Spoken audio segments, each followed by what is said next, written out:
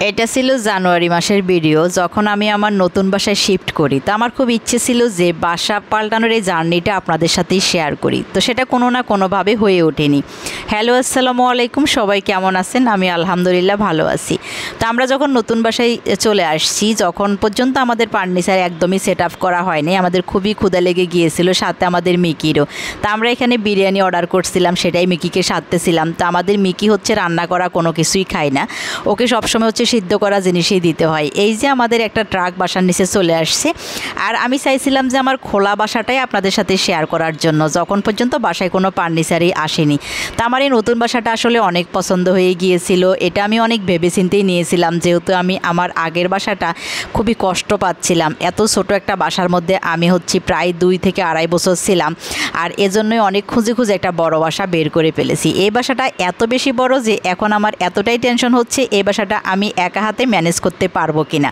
তবে খুবই ভালো লাগছে খোলা বাসাটা দেখতে, এদিক ওদিক তাকাচ্ছি, ঘোরাফেরা করতেছি। তো সব জায়গাগুলো আমি খুঁতে খুঁতে দেখতেছিলাম। আমি যখন বাসাটা পছন্দ করতে আসছিলাম তখন বাসায় হচ্ছে ভাড়াটিয়া ছিল। আমি আসলে সেভাবে বাসাটা দেখি নেই, আমার কাছে একটু খারাপই লাগে যখন বাসায় লোকজন থাকে বাসায় এত দেখা দেখি করতে।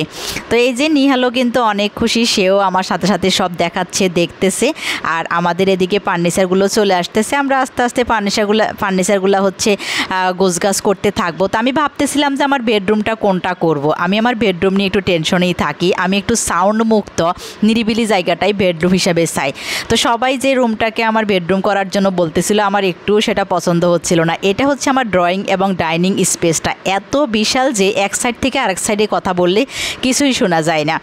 তো এই রুমটাকে আমি মূলত বেডরুম করার জন্য চিন্তা ভাবনা করতেছি। তো আমার বর যখন আসবে তার সাথে কথা বলে তারপর আমরা ডিসাইড করব। এদিকে আমাদের আরও একটা ট্রাক চলে আসছে, আর তারা জিনিসপত্রগুলো উপরে আনার জন্য রেডি করতেছে। যাই হোক, সবাই দোয়া করবেন আমার এই নতুন বাসাটার জন্য, যেন খুব ভালোভাবেই থাকতে পারি এবং দীর্ঘদিন থাকতে পারি। বাসা পাল্টানোর মতো পেরেশানি দুনিয়াতে আর কিছু আছে বলে আমার মনে হয় না। Thank you so much.